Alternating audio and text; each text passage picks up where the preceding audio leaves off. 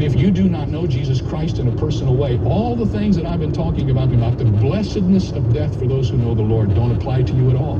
There is no indication that Dives had any convoy to take him to the grave or to Hades. And that's where he is and where he will be forever and ever. I tell you that in all of our hearts, there is this inward message, this inward urging to deal with this subject, whether we like to admit it or not, whether it pops out once in a while or not. It's true. Down inside, the Bible says that some people live all their lives in bondage out of the fear of death. And I know people like that. Because it is the one thing that brings us all up short and reminds us of the uncertainty of life. And that's the subject I want to talk about right now. Death. The doorway of death. How often do you really sit down and just think about it? And one day, this be you thinking, one day I'm not going to exist here anymore. I'm not talking when you're depressed and you're like, oh, I'm going to kill myself. Or, you know, my relationship's horrible and I'm moved by the waves of how good or bad it's going. I'm not talking about that. Where you feel depressed and suicidal and you're drinking and doing drugs and you're just tossed to and fro. A double-minded man is unstable in all his ways. I'm not talking about that, even though that is a part of the subject. I'm talking about something different. It's kind of like legacy, but it's not. I want you to sit down and take this ride with me right now. As I'm driving at 90 miles an hour on the highway to go see Billy Graham. Well, his Billy Graham's library. He's gone on home to be with the Lord like a year or two ago. One of my great mentors. Take this ride with me and let's talk about death. Many of us, even though we be Christians and atheists and all different type of religions, many of us, because we are humans, well, we have a meat suit, right, to exist, so that our souls could be inside the meat suit to exist in this tangible existence, or else the soul couldn't be here. But because you're in your human body, and even if you are a Christian and believe in the Lord, and I totally believe in the Lord, I know it's real. I know it's real. I've seen it with my own eyeballs. But there is sometimes that thought, what if there is nothing? I've held dead people in my arms. I've watched them die. And I've found dead people. Family members, my own children, watched them die. My own mentors, my own friends, watched them die. Held them in my arms when they were dead. And I thought, when I was looking at, say for instance, my mother, I found my mother dead. And when I was holding her in my arms and begging God and crying, her eyeballs were open. And there were many things I was experiencing that moment. Like when she was looking at me, why didn't you do anything to save me? She died of a heart attack. But I got that, you know, that guilt, that feeling as a son. Maybe there was something I could have done, you know. But I'm talking about something different. As I've held dead people, and particularly my mom, in this case that I'm describing, her eyes were open. It's as if somebody turned off a computer or an Xbox or a cell phone. But just say like a computer. Because your mind is sort of, in a way, we've mirrored computers after the synapses in our brains and after our brain. It's like somebody went in and just turned off the light. Just shut the system down. And I've almost died a couple of times. I know exactly what it feels like. You go numb. You start to feel numb and cold. And you start shaking and you start blacking out. It's like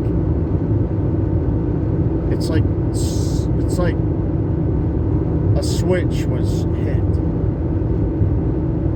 And as I was looking at my mother, I've looked at many relatives, bone children, friends.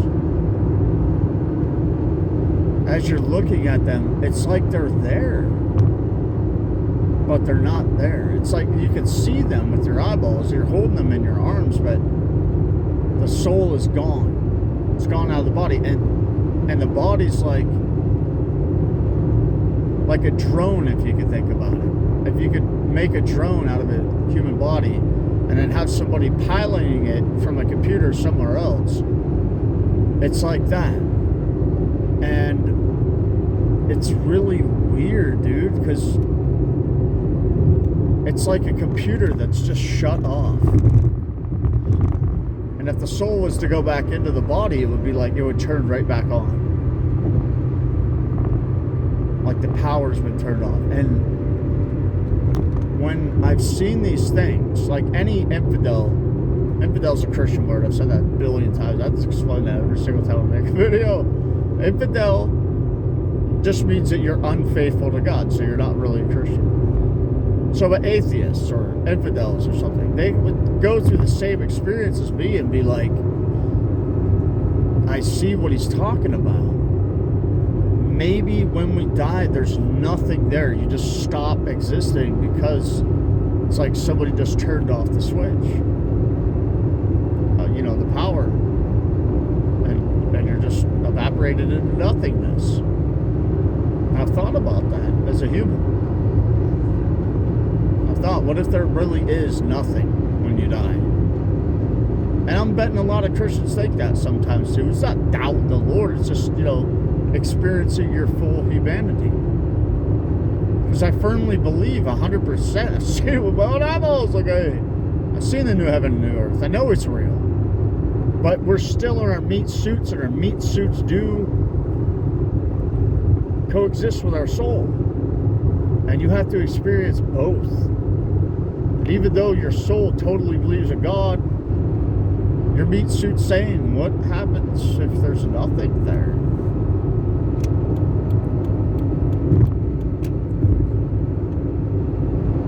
Have you ever stopped and thought about that?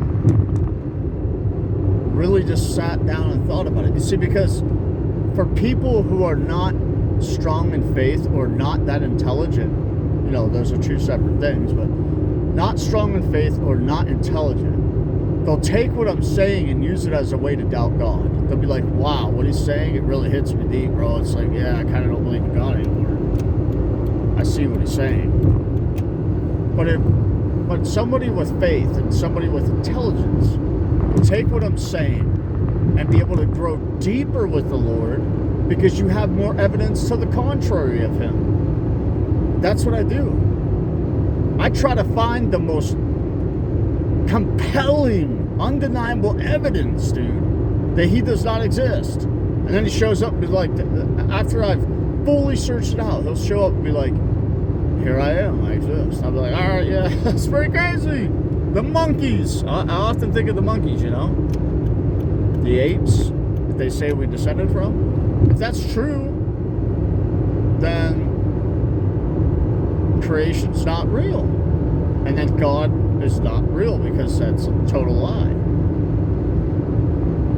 Or he just hid that information from us or something, or, totally destroys your whole idea. But if you really think about it, maybe God just made a bunch of different possibilities to see who would really believe him the most.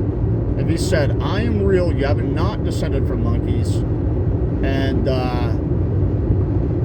creation is real, and you're 100%, that's 100% how it happens, and you can only get saved through Christ. But imagine that he made so many options, like the monkeys, and, you know, he allowed science to be invented, just to see who would be the most faithful through all the doubtful evidence, dude. All the evidence. Like they say, the scientists, the smartest people in the world, say that we come from monkeys. But will you really believe past that? Can you look past that, even though the evidence seems 100% overwhelming? Could you trust God past that? And that's where many people stumble and fall.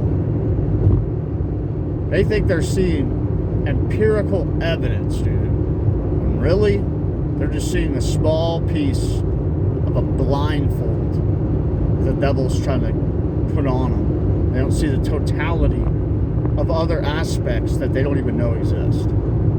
They totally debunk the scientific fact. Have you ever thought of it? Have you ever gone that deep? Have you ever really sat down and pondered the things of the Lord? The deep things.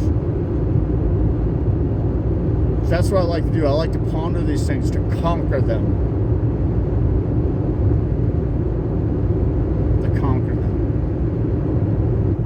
I believe that's one of the reasons why God renamed me Abraham, that I'm the first of my kind. I don't know of anybody that builds their faith off of evidence that God does not exist.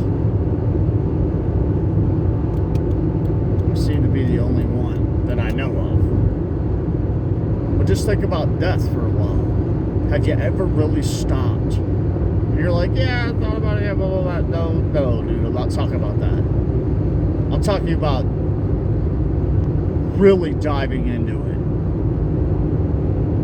Down to the atomic structure of your actual body, your meat suit. If you don't understand why I'm calling it a meat suit, it's because of this. Your soul is an unseen thing, like your emotions. And it's housed inside of your brain somewhere, which we don't have the technology to see yet. And that spirit or soul is from the unseen, intangible realm. And the only way that it can exist here, to be able to be on this plane, to have the choice, to be on this plane of existence, to have the choice between God or Satan, is to have a meat suit that it can dwell in so that it can survive in this environment like an astronaut being in a spacesuit.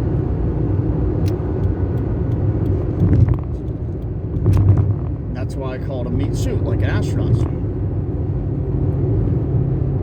But have you ever thought about it down to the molecular level?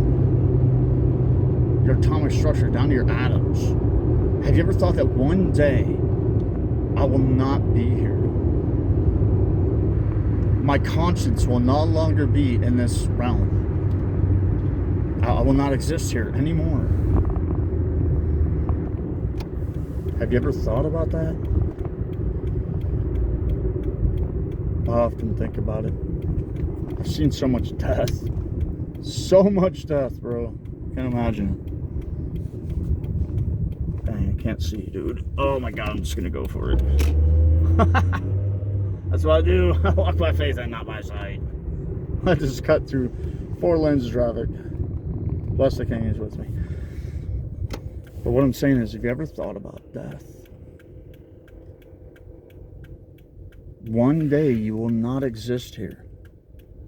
That's a reality for all of us. So what is on the other side? As a Christian, I know what's there. I've already read the Bible, so I know what the Bible says, but I've seen it, so I know for real what's really over there. That's my car. We're in a bit of trouble here. Making that noise. Oh boy, I think that's my car. I've been driving for about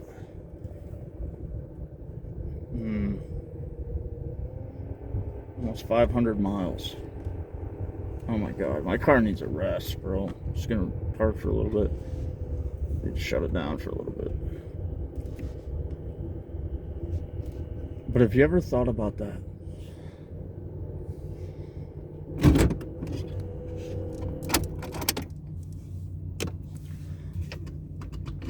One day you will not exist. When you open your eyeballs right now and you're seeing your phone, you're hopefully watching this video and paying attention, really thinking about this stuff. Just look around. You can hear my voice, so just look around. I'll show you what I'm looking at. And you can just look around at whatever you're looking at.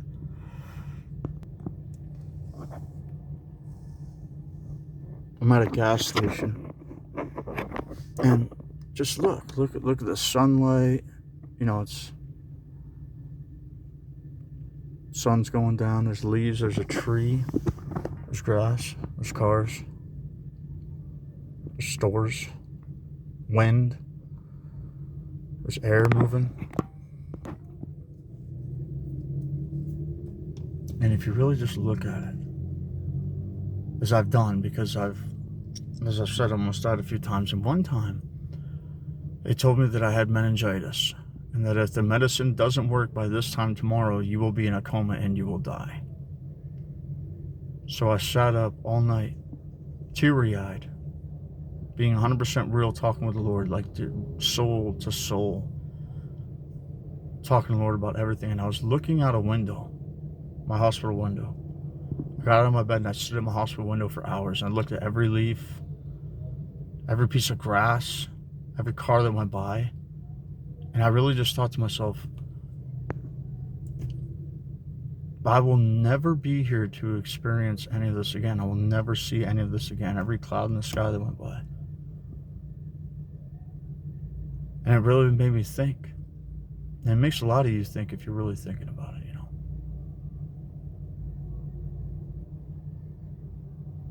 Have you ever thought about that? Death. The all-encompassing, all-enveloping death that you cannot escape.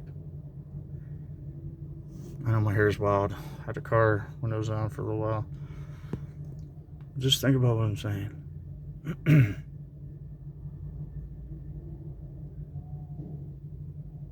Then you start thinking, does any of this even matter? Everything I'm worried about today. I gotta go to the store. I gotta go pay my bills. I gotta keep grinding, bro. I gotta grind to shine. I gotta be pissed off in traffic. I gotta feed the kids like they don't have hands and feet of their own. I gotta handle my friends' problems. I gotta deal with my wife's crap. I gotta play politics to keep everybody acting normal towards me. I have to go here, I have to go there, I have to go watch this show at a certain time. Like, I asked my little brother this question. If I shot you, we were at a, no, this is bad, okay, a little bit of a confession. We're at Olive Garden, and to me, that's fancy. That's fancy living, okay? I don't like to waste money like that, or like restaurants, okay? But we're eating at Olive Garden. That's like at $50, okay? I'm not poor or nothing, not really. I just bought this car. So, but I don't like wasting a single dollar. So we're there, but I'm on vacation.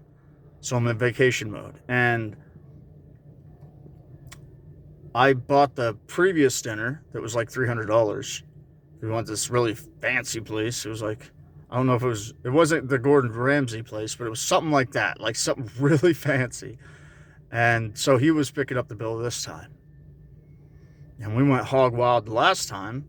So I started going hog wild this time. I was like, wow, check out these crazy alcoholic drinks. I wasn't trying to get drunk. I just wanted to try like these crazy fancy look. Dude, it was crazy. They're like salt or something all around the rim. And like, I didn't even know what it was. It looked like powdered sugar or something. It was crazy. I was like, dude, I want to try that, bro. It looks like something fun for vacation, you know, because I'm on vacation.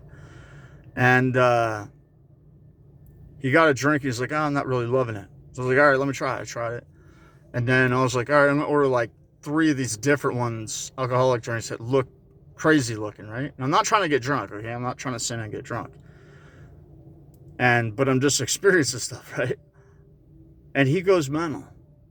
He's like, oh my God, bro, these drinks cost like $10 a piece. And I was like, dude, I just paid like $300 on the last place we were at. We haven't even exceeded $100 here yet. And you're acting like that. And he kept going on about it. He was really getting irritated about it. Like, come on, bro, don't be ordering. This is crazy. And I ordered, I know this is kind of irrelevant to what I'm talking about, but just, it all goes together. Listen. So I ordered, spaghetti with meatballs, and I got like 12 meatballs. And the meatballs are big, dude. They're like really huge at Olive Garden. It's really great. So the majority of my food was meatballs. And he was pissed, he was pissed off because I was like, just going mental with it, dude. I was like, just ordered everything.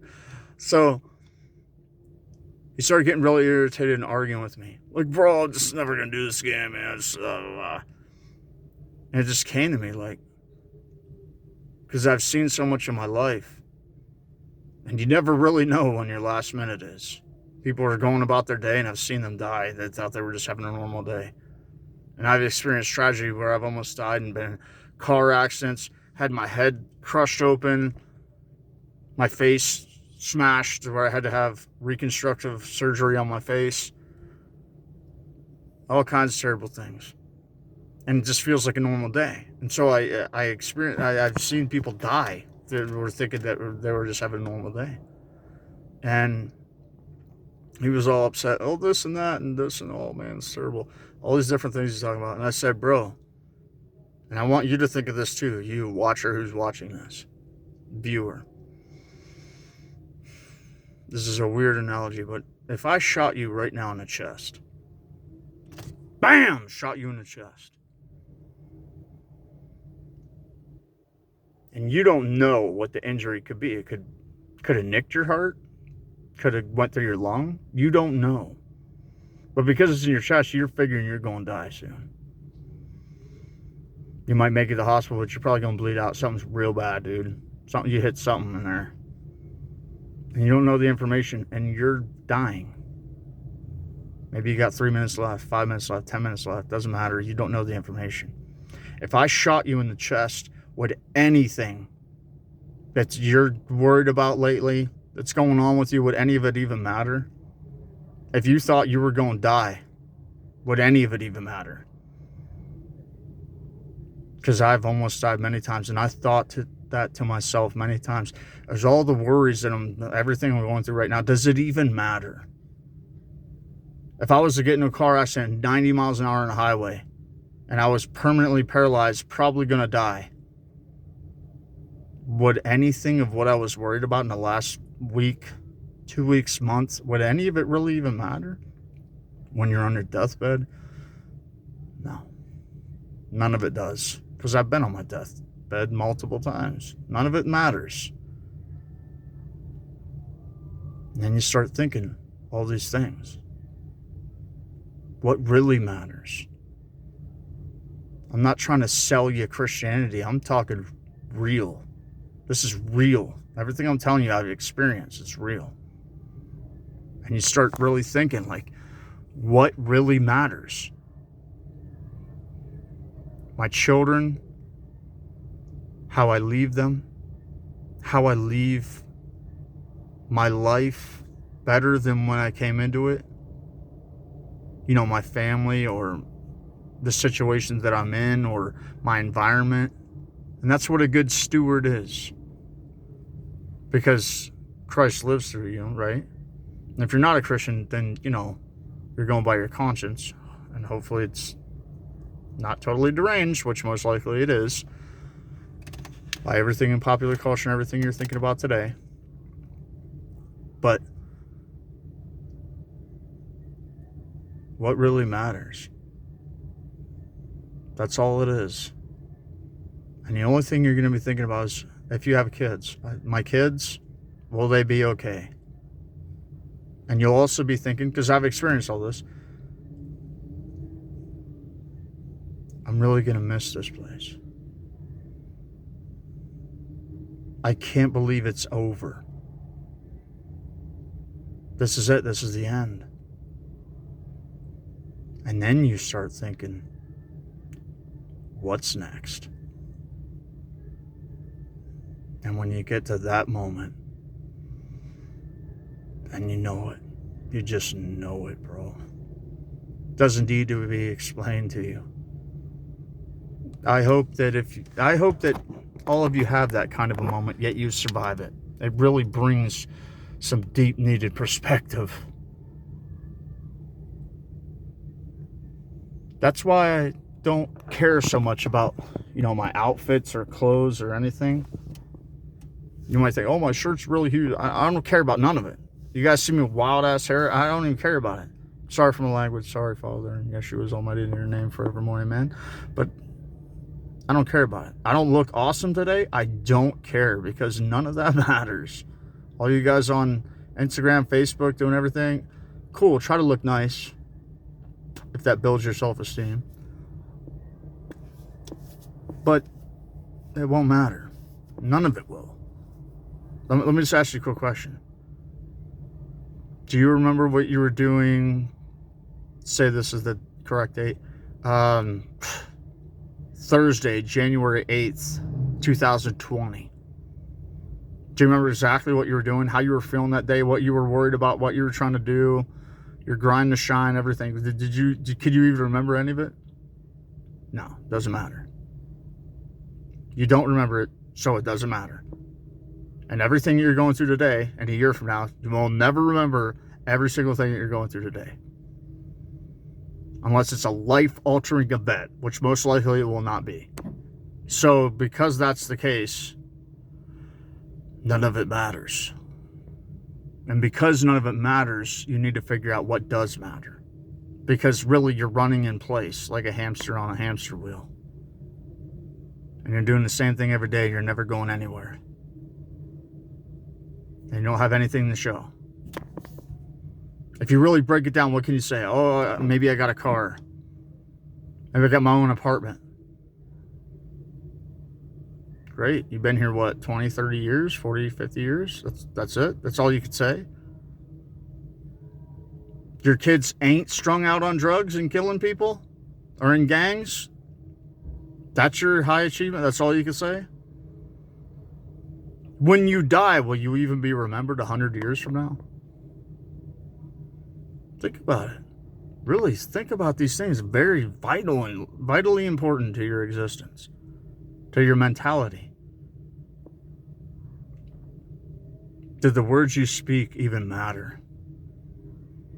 Will your voice, face, and name be forgotten? Will your actions be forgotten?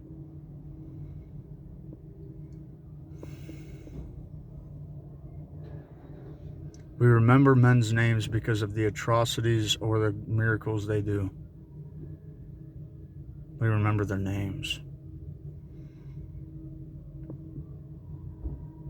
They knew it was important to either mass murder people or to do magnificent works for the Lord or by their own charitable will. And their name is remembered.